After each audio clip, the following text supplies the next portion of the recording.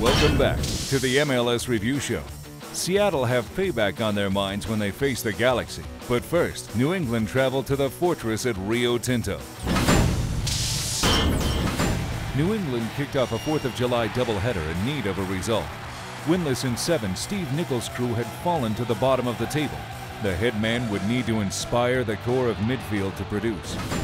Shalrie Joseph, Benny Feilhaber, and Pat Phelan were due for a breakout game. But facing a cohesive RSL side may delay any celebrations. Salt Lake seemed to finally be climbing out of their funk. A decisive victory over Toronto had Jason Kreis singing the praises of youngster Luis Gil and fullback Tony Beltran. Could the Claret and Cobalt push New England to the limit? Glenn Davis and Taylor Twellman had the Independence Day action from Rio Tinto Stadium. And it's game on here at Rio Tinto. It's on the ear. Off the goal kick. And over the head of Grabovoy. Feilhaber is in to make it 1 here. Feilhaber saving play from Borchers, and it just goes wide, and it's a penalty. We're going to the penalty spot. Bizarre circumstances here, 3 minutes in. And a red card has been issued to Borchers. But Benny takes too long to have a shot. I'm sorry, that is not even a foul. Huge game-altering mistake. Lekic clips it in with a little bit of class. It is 1-0. The New England Revolution as the boos rain down here at Rio Tinto. But give Rajko Lekic good credit. Left-footed shot driven and a goal. It's goal number 2.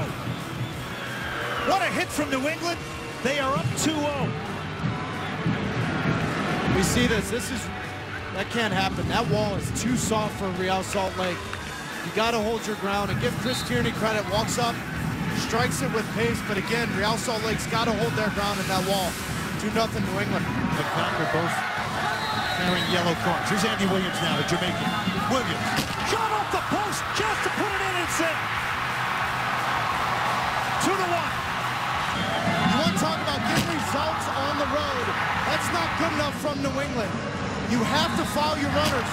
Cochran, Darius Barnes, standing, watching the ball. Will Johnson's allowed to come in.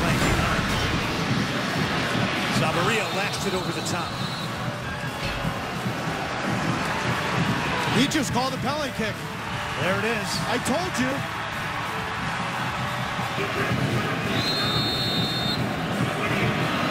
Sabarillo's tied it up. Real Salt Lake with 10 men now, even at 2. It's going on, and the referee giving yellow cards, taking the ball away. Give Sabarillo a lot of credit. Focus stepped up. Had Matt Reese going the wrong way, buried it. Flip it in, let's see what happens. Tierney runs over it. Feilhaber flips it in, the header. Oh, it goes in.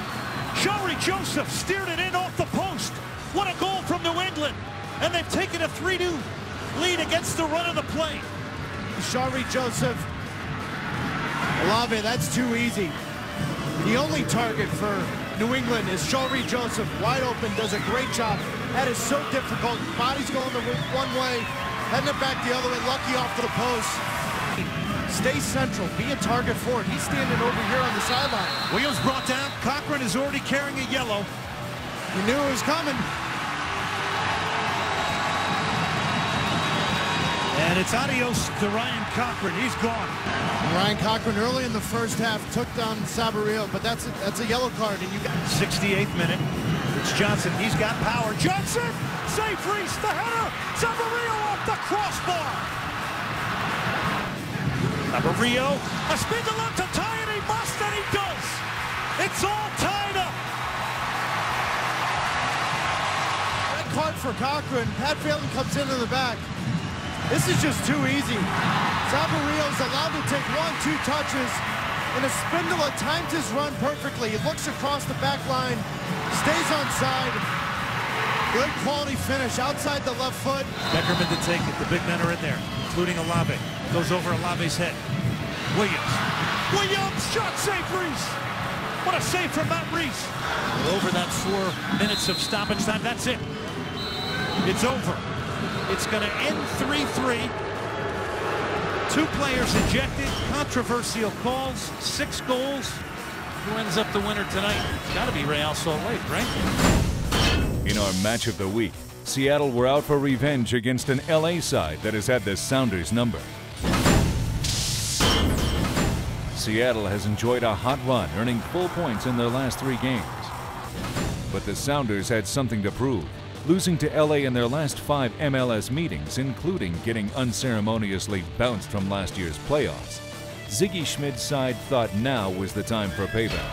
Could Seattle take advantage of LA's third-string goalkeeper? After losing starting goalie Donovan Ricketts to a broken arm, backup keeper Josh Saunders was also out for the game against Seattle after picking up a red card. That meant Brian Perk would finally get some first-team action. But as they proved last week, LA's defense is almost airtight. And with the return of Landon Donovan, the Galaxy were no pushovers. The league leaders look to continue to dominate their rivals from the West. Rob Stone and John Harkes had all the fireworks from the Home Depot Center.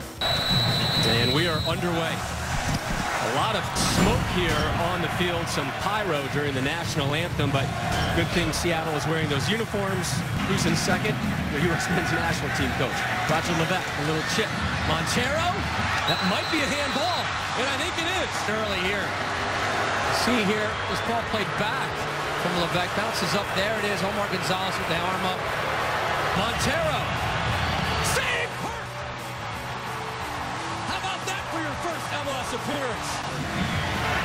Guess right, got down low. It wasn't struck well by Freddie Montaro. He hits it goalkeeper's height. It's not low, it's not high. And the staff, because they have not played, Rob, like an expansion side, not at all. Barrett, on hell, no! Chad Barrett, excellent touch. And he just turns and snaps a little bit too quickly, overstrikes the ball. Missing that far post. Casey Keller doing his best to stand his ground and cut down the angle, but really, Von Hell just puts that on frame. It's in the back of the net. It'd be tough for Casey to save it from that close range. Have exited the building for Brian Perk. Well, the best thing that could have happened to him was to save that penalty. Look at this. Chance for Donovan. The header right into the hands of Keller. And give Casey Keller credit. He did not give anything away. Sends it right back in. Berhalter. Riley.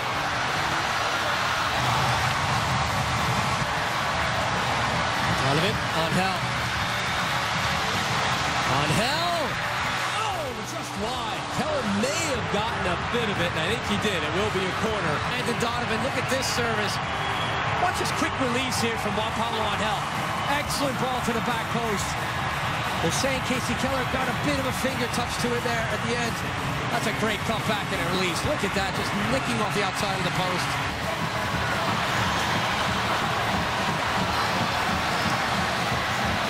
A bike!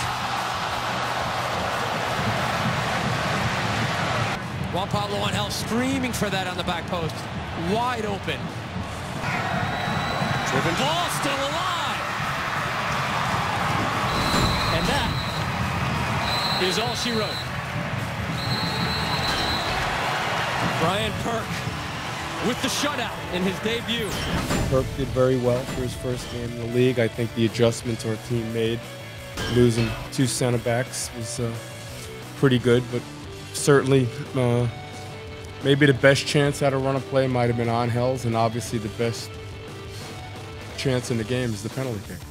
So having said all that, I think that it's a fair result in the end. You wait a while when you get in the league to get this, this opportunity, and the key is once you get it to, do something with it. And not that I was, great tonight, but it was simple, didn't make any mistakes, and I'm pleased about that. After 16 weeks, the Eastern Conference remains tight. The Union remain on top with 27 points, with New York and Columbus just behind them. Sporting Kansas City continues to move up the standings, now in 4th place on 20 points. Out west, LA continues to stay on top, but Dallas is now just 2 points back after the Galaxy tied at home against the Sounders. Vancouver, Chivas, and Portland continue to struggle in the stacked Western Conference. In the Golden Boot race, Breck Shea joins the leaders on 8 goals, and Andres Mendoza remains 1 goal off the pack with 7.